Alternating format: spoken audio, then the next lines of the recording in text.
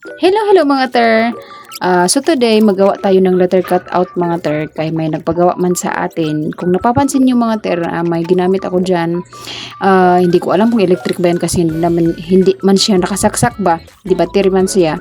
So marunong man ako gumamit ng tawag nito, ng cutter mga ter, pero mas ginanahan ako magamit nito ngayon ba, kay syempre bago man.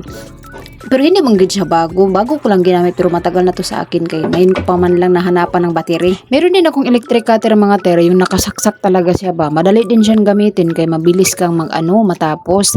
Pero ang nakalamang lang dito sa bago ko na gamit, kay super linis siya mga terba. Nagustuhan ko talaga siya.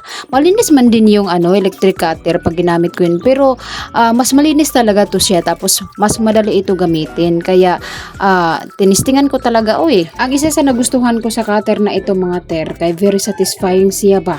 Unya very handy siya, kay pwede mo siya gamitin kahit nasa bukid ka ba.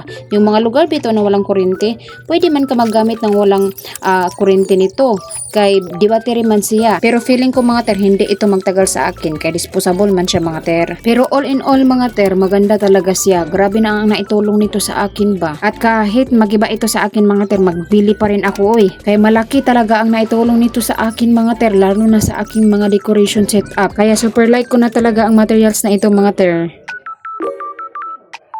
Well, I guess mga ter, that's about everything for today. Salamat kayo sa pagtanaw, and this is your Terian.